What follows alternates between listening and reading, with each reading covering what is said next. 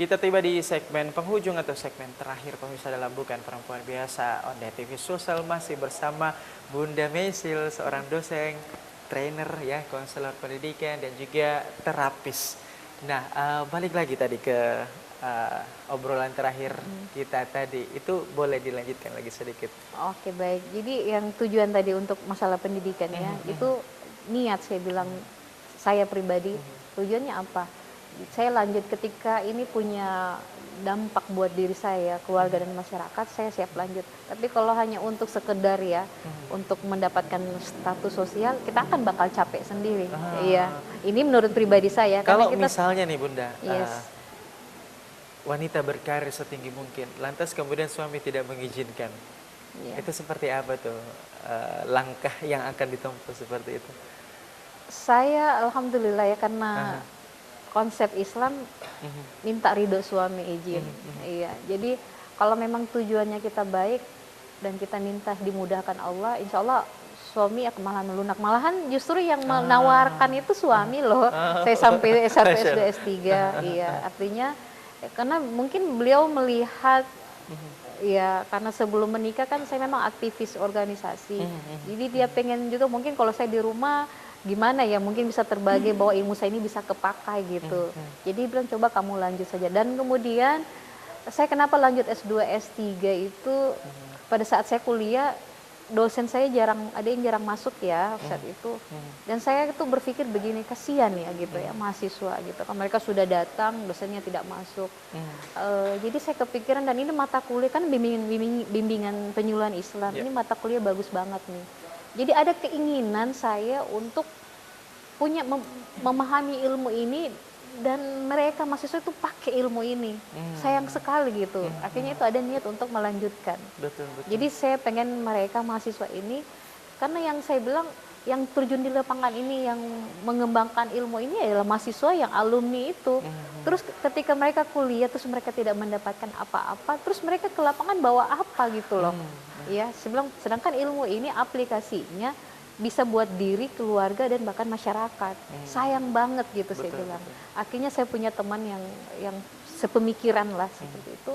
Kita bilang ayo kita lanjut ya gitu. Karena sayang loh saya bilang begini, kita kembangkan kampus ini, kita ngajar nanti lagi di sini ya untuk ini mahasiswa. Karena sayang saya bilang kalau dosennya jarang masuk, sedangkan ilmu yang diajarkan itu, bayangkan ilmu psikologi perkembangan, psikologi keluarga, psikologi remaja. Nah bayangkan ini kalau mata kuliah ini hanya sekedar saja gitu, dan tidak diaplikasikan, dan teorinya tidak dapat oleh mahasiswa. Sayang banget saya bilang seperti itu. Padahal ilmu yang tadi dipelajari ini memang akan sempurna ketika diamalkan, seperti itu, diaplikasikan. Betul, diajarkan ya kepada generasi-generasi selanjutnya seperti itu, Masya Allah. Nah, kalau untuk berbicara mengenai bidang yang ditekuni, lagi-lagi hipnoterapis, konselor, tantangan apa sih yang ditemui di lapangan ketika kemudian ini kan, kalau kita berbicara mengenai individu-individu ini kan berbeda isi karakter, isi kepala dan sebagainya. Itu tantangan-tantangan apa saja atau kendala apa saja yang biasanya ditemui di lapangan? Di lapangan. Kalau kendalanya, karena saya mendapatkan beberapa klien, kan klien itu kan ada klien yang sukarela, mau dengan sendirinya. Ada yang klien dipaksa, ada klien terpaksa. Iya gitu, klien terpaksa itu ya karena untuk menyenangkan suami atau menyenangkan istri ya oke gitu kan, itu terpaksa, dia mau tapi terpaksa. Tapi ada yang jadi tantangan itu yang dipaksa.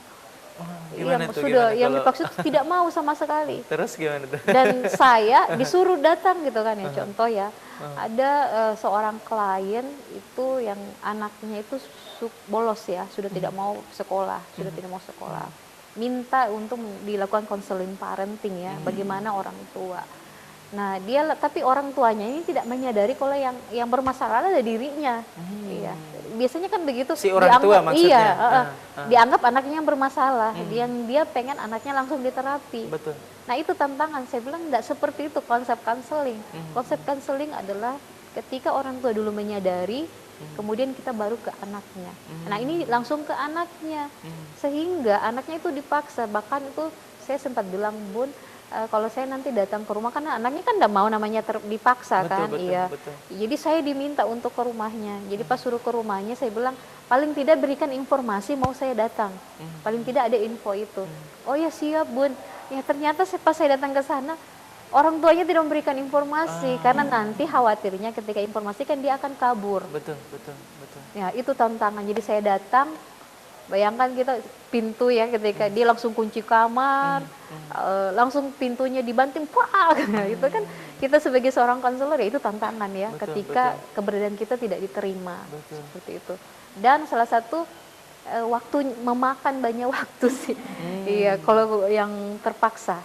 Berarti membutuhkan tingkat kesabaran baru memujuk ya? lagi, betul banget.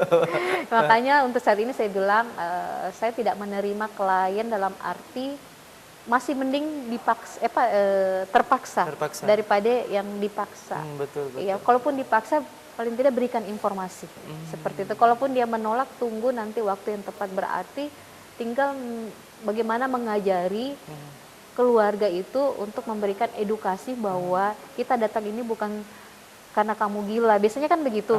Kalau konselor datang atau psikolog datang itu berarti kita dianggap gila. Itu stigma yang terjadi. Ya makanya mereka agak risih ketika harus datang ke konselor, ke psikolog dan sebagainya.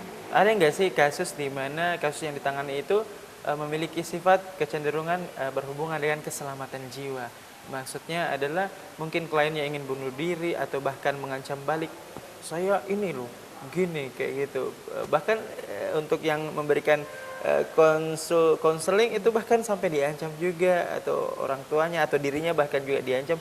Ada nggak sih sampai kasus sampai segitunya gitu, Bunda? Kalau untuk langsung ke saya sih tidak ya, tapi ada namanya abreaksi emosi ketika saat kita lakukan terapi ya. Abreaksi emosi itu emosi yang artinya kan kita punya tumpukan atau sampah emosi yang tidak dibuang. Jadi ketika kita melakukan semacam mencari akar masalah dan menemukan akar masalah itu dan disuruh keluar, ada istilahnya abreaksi. Kayak meraung-raung dan sampai pengen memukul. Saking keselnya sama orang itu. Nah, biasanya yang khawatirnya kita yang kena sebagai sebagai seorang praktisi terapis ya.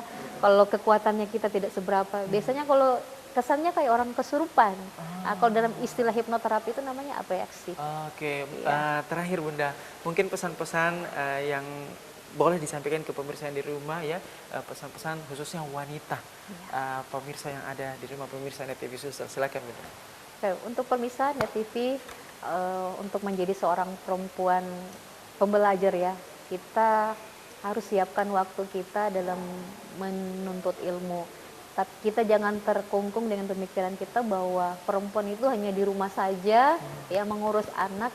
Bagi saya tidak, karena kita memberikan kualitas waktu bukan kuantitas waktu. Jadi kita bisa membagi waktu kita untuk anak kita, keluarga kita, dan kita pun bisa membagi waktu kita di luar sana, apakah dengan aktivitas karir kita di luar sana.